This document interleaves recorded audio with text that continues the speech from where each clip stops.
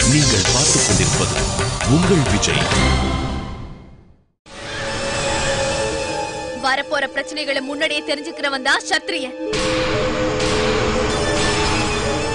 ரேணுகா உன்கிட்ட பாசத்தோட கேட்டதும் முன்னையே மருந்து மோதிரத்தை நீ கொடுத்ததால சத்திரியன்னு சொல்லிக்கிறதுல எனக்கு அவமானமா இருக்கு.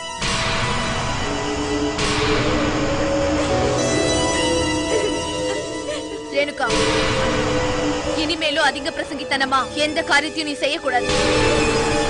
அதனால ஆபத்துகள் தான் அதிகம். புரியுதா?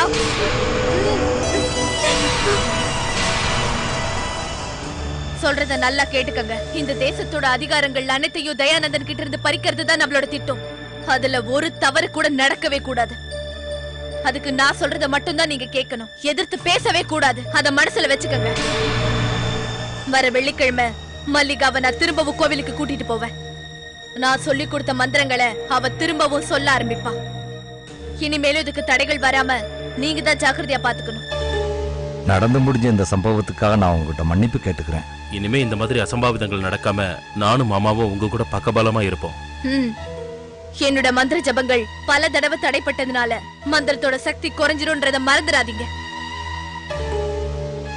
இந்தாங்க, இந்த மோதிரத்தை திரும்பவும் யார்கிட்டையும் கொடுக்காம எங்கேயும் தொலைக்காம பத்திரமா பாத்துக்க வேண்டியது உன்னோட பொறுப்பு மட்டும்தான். சரி.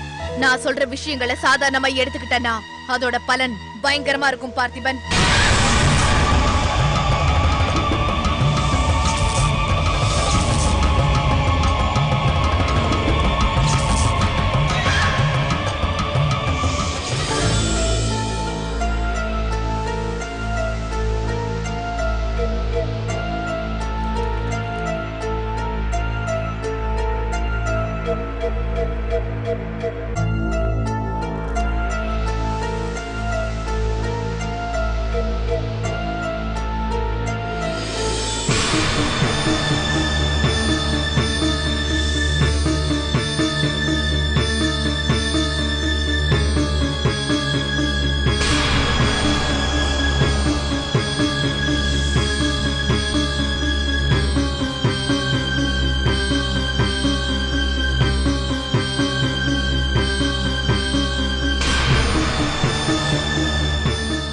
இல்ல, இந்த ஓலைய மல்லிகா எழுதல.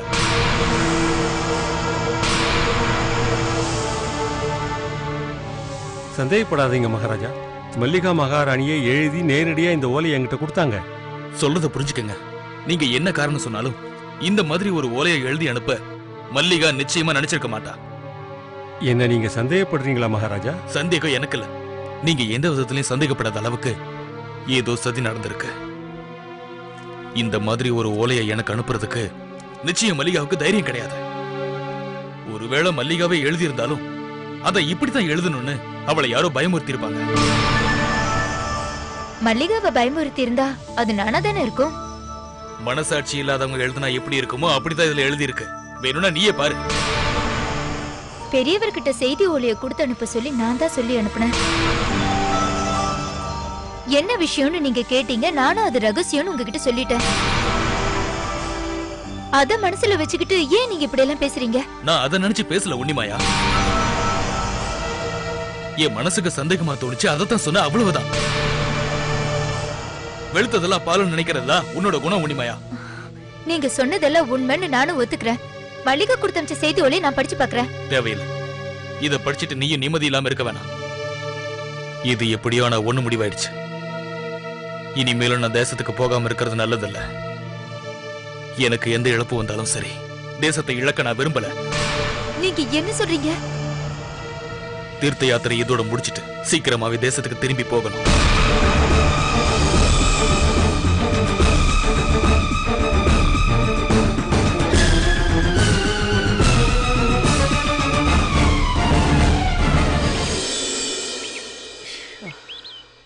ரேணுகா,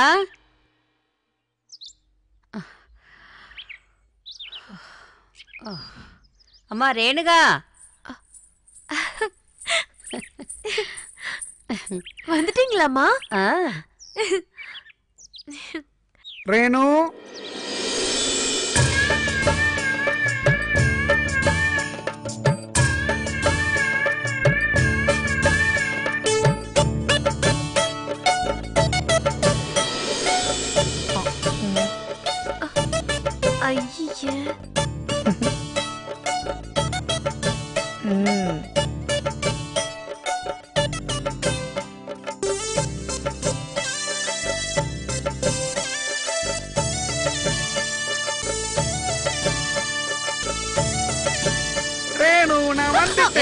நீ கொஞ்ச நேரம் சும்மா இருக்க மாட்டியா? ரேணுவை பார்த்து ரொம்ப நாள் ஆச்சுல்ல, அதான் லேசா கிள்ளலாம்னு கிட்ட வந்தேன் நானு. இவனை போட்டனா பாரு. அடிங்க, நீங்க அடிச்சீங்கன்னா இந்த ராதாவுக்கு ரொம்ப சந்தோஷம்தான். இருந்தாலும் நான் ரேணுகாவை கிள்ளுவேன். இப்படி அம்மா இவனை பாருமா. இங்க இருந்து போ.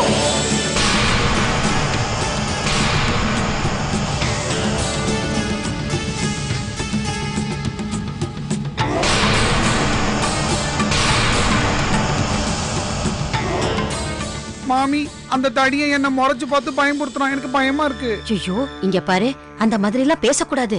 இவர்தான் நான் சொன்ன அந்த சின்ன மகாராஜா. ஏன் மாமி இந்த மாதிரி பொய் சொல்றீங்க? இவர் ஒன்னும் சின்ன மகாராஜா இல்ல, ரொம்ப பெருசா இருக்கார்ல. யார் இது? எங்க இருந்து கூட்டிட்டு வந்தீங்க இந்த ரெண்டு காட்டான? என்னோட மூத்த அண்ணன் இருக்காரே, அவரோட 2வது பையன். பேரு ராதாகிருஷ்ணன். ராதாகிருஷ்ணன் என்ன கூப்பிடாதீங்க மாமி. சரி, ராதா. அப்படி கூப்பிட்டாதான் எனக்கு ரொம்ப சந்தோஷம். ராதா. ஓ, நீங்க ஊருக்கு போனது இவனை கட்டி இழுத்துட்டு வரதுக்கு தானே? மாமி, அந்த ஆள் சொல்றத கேட்டீங்களா? என்னன்னா நீங்க கட்டியா இழுத்துட்டு வந்தீங்க. நீங்க ஒன்னும் என்ன இழுத்துட்டு வரல, நானா தானே நடந்து வந்தேன். ஒருவேளை நீங்களே நினைச்சாலும் என்ன கட்டி இழுக்க முடியுமா என்ன?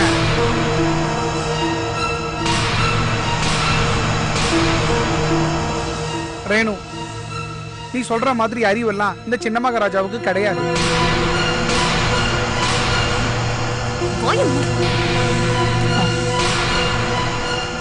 இங்க பாருங்க, முதல்ல இவனை வீட்டை விட்டு துரத்தி அனுப்புங்க. தெரியாம பேசிட்டான் மகாராஜா. இவன் மேல இருக்கிற பாசத்தால நான் கூட்டிட்டு வரல. நான் எது செஞ்சாலும் அதுக்கு ஒரு காரணம் இருக்கும். புத்தி சுவாதீனம் இல்லாதவன் இங்கேயே கொஞ்ச நாள் இருக்கட்டும். புத்திசாலித்தனமா நாம செயல்படுறது. எல்லாத்தையும் நான் அப்புறமா சொல்றேன். நீங்க போய் ஓய்வு எடுத்துக்கங்க.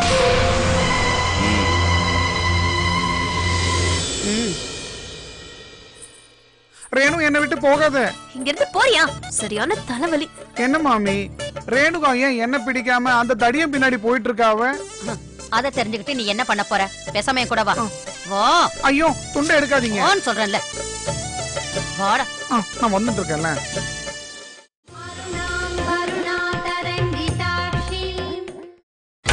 நீங்கள் பார்த்துக் கொண்டிருப்பது உங்கள் விஜய்.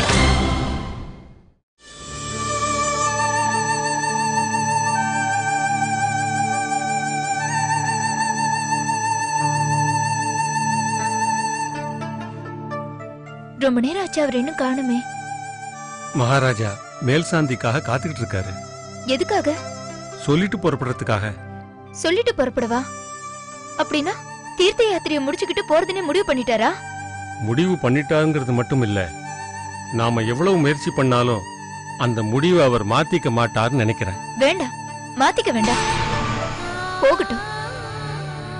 எங்களை விட அவருக்கு இந்த தேசம் தானே முக்கியம். போய் தேசத்தையும் நேசிக்கட்டும், ஆசத்தையும் நேசிக்கட்டும். மகாராணி, உங்க முடிவு என்ன? யார் என்ன சொன்னாலும் சரி, நான் என்னோட முடிவை மாத்திக்க மாட்டேன். நான் தீர்த்த யாத்திரையை முடிச்சுக்க போறது கிடையாது. வேண்டிக்கிட்டபடி 101 தேவி கோயில்களை தரிசனம் பண்ணி முடிச்சதுக்கு அப்புறம் எனக்கு பாக்கியம் இருந்தா தேசத்துக்கு திரும்பி போறேன். தெரிஞ்சே என் குழந்தைக்கு ஒரு கெட்டது நடக்க விட எனக்கு மனசு வர மாட்டேங்குது. மகாராணி, திடீர்னு ஆவேசப்பட்டு இப்படி ஒரு முடிவு எடுக்காதீங்க. எடுத்த முடிவை நிறைவேற்ற உங்களால முடியும்னு எனக்கு தோணல. இப்ப நான் வேற என்ன பண்றது? தப்பு சரின்னு பார்க்காம ஒரு மனைவியா நீங்க நிறைவேற்ற வேண்டியது ஒண்ணு இருக்கு. கணவனை எதிர்த்து நடக்க கூடாது. நான் உட அவரை எதிர்க்கலையே, கெஞ்சி தானே கேக்குறேன். பல முறை அவர் காலில் விழுந்து கெஞ்சி கேட்டிருக்கேன். தன்னோட குழந்தையோட நல்லதுக்காகன்னு சொல்லி அவர் கேட்கல. ஒரு தாய்க்கு குழந்தைய நேசிக்கிறத விட பெரிய கடமை வேற எதுவும் இல்ல. நான் இந்த தீர்த்த யாத்திரையை முடிச்சே தீர்வேன். யாரையும் வேதனைப்படுத்த கூடாதுன்னு நினைக்கிற மகாராஜா திடீர்னு இப்படி ஒரு முடிவு எடுத்திருக்காருன்னா அதுக்கு கண்டிப்பா ஒரு காரணம் இருக்கும். என்ன அது? அது தெரியணும்னா நீங்க அந்த ஓலையை படிச்சு பார்க்கணும். அவருக்கு கொடுத்து அனுப்பின அந்த செய்தி ஓலையை நான் படிக்கிறது தப்பில்லையா? வேதனையோட 2 பேரும் பிரிஞ்சு போறதை விட நீங்க 2 பேரும் சேர்றதுக்கு அப்படி ஒரு தவறு உதவி பண்ணும்னா அந்த தவறு தான் மகாராணி ரொம்ப சரி. அந்த ஓலையை இங்க எடுத்துட்டு வாங்க.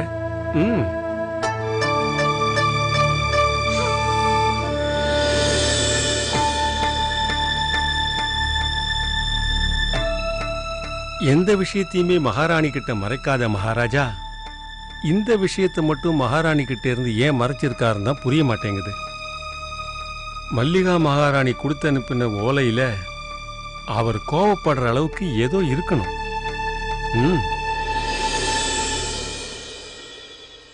இது அந்த செய்தி ஓலை. நீங்க படிச்சு பார்த்தா போதும்.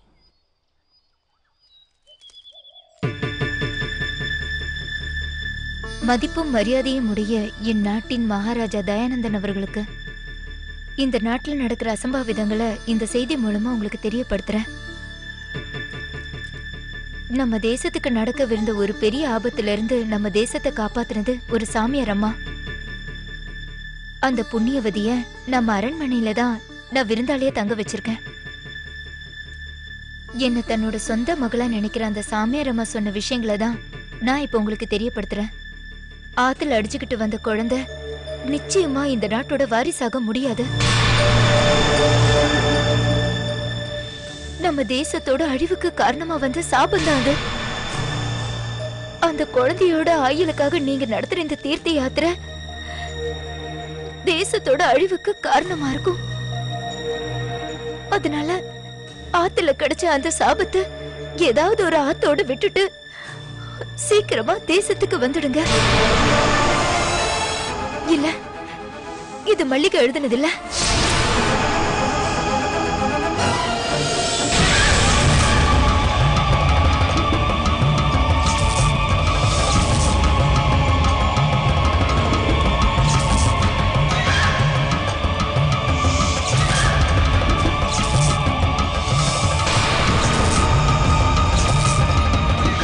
பெரியவரே,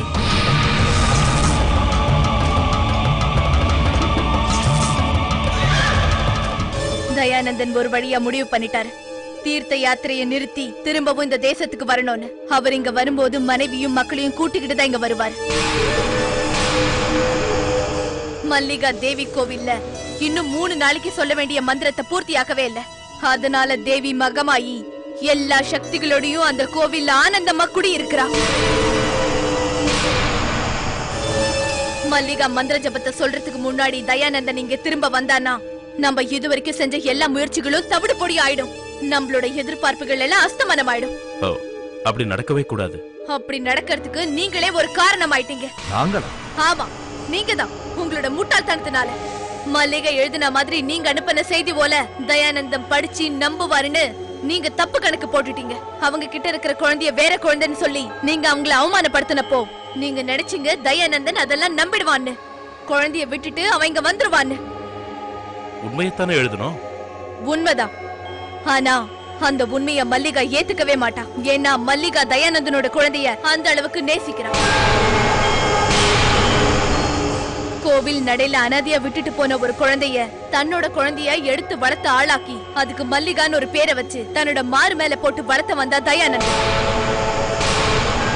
பிரிஞ்சிருந்தாலும் மல்லிகா எழுதுற ஒவ்வொரு வார்த்தைக்கு உண்டான எல்லா அர்த்தங்களையும் தயானந்த புரிஞ்சுக்குவான்.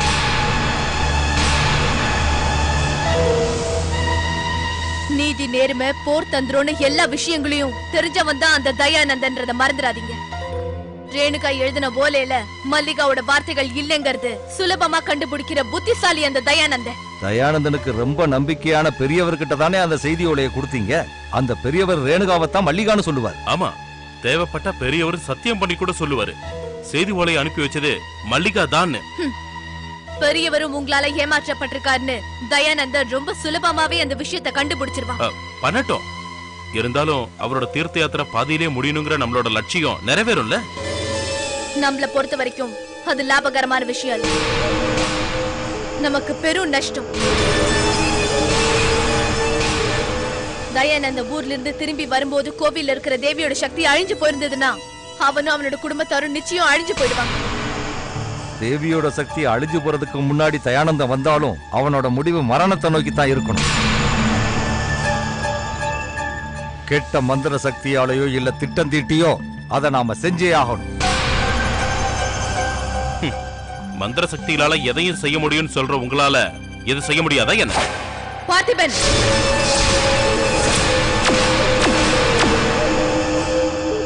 என்னோட வார்த்தைகள் எப்பவும் பொய்யானது ஆகாது.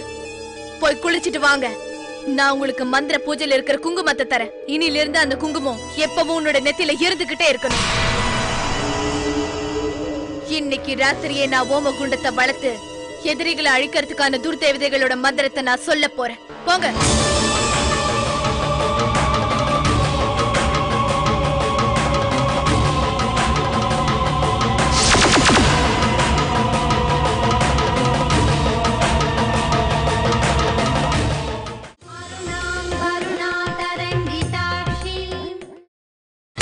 நீங்கள் பார்த்துக் கொண்டிருப்பது உங்கள் விஜய்.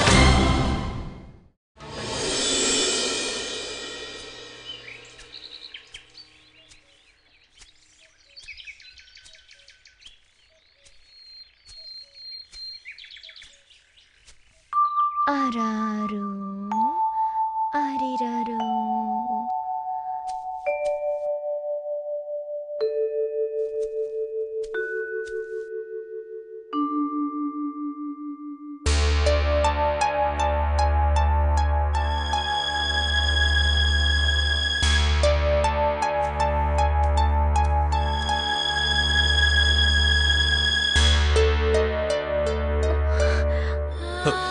என்ன பண்ற நீ? மன்னிச்சிடுங்க.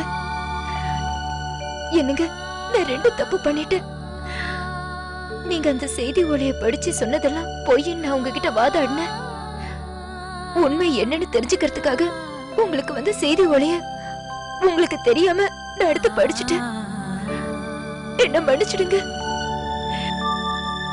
அந்த ஓலைய மல்லிகா எழுதி அனுப்பலங்கிறது அத படிச்சதுக்கு அப்புறம் உனக்கு தெரிஞ்சிருக்கும். அந்த மாதிரி மல்லிகாவால எழுத முடியாது. உண்மைதாங்க. நம்மளை விட குழந்தைய அதிகமா நேசிக்கிற மல்லிகா குழந்தைய விட்டுட்டு வான்னு சொல்ல மாட்டா. ஆமா, மல்லிகாவால அந்த மாதிரி சொல்ல முடியாது. அப்ப இந்த ஓலையை எழுதுனது யாரு? அத நான் தெரிஞ்சுக்கணும். அது யாரு எழுதுனாங்கிறது மட்டும் இல்ல, எதுக்காக அப்படி ஒரு ஓலை எழுதுனாங்கன்னு நான் தெரிஞ்சுக்கணும். அது யாருங்கிறது தெரிஞ்சிருச்சுன்னா இன்னும் பல ரகசியங்கள் வெளியே வரும்னு நான் நம்புறேன். அதை தெரிஞ்சுக்கணும்னா நான் தேசத்துக்கு திரும்பி போய் தான் ஆகணும். அப்படின்னா நம்ம குழந்தைக்காக ஆரம்பிச்ச இந்த தீர்த்த யாத்திரையை முடிச்சுக்கணுமா? அது எனக்கு தெரியல. ஆனா என்ன பொறுத்த வரைக்கும் இந்த தீர்த்த யாத்திரையை விட முக்கியமானது, ஏன் என்னை விட எனக்கு ரொம்ப முக்கியமானது என்னோட தேசம் தான்மா. நீ என்ன சமாதானம் எனக்கு சொன்னாலும் சரி, நான் திரும்பி தேசத்துக்கு போயே தீருவேன்.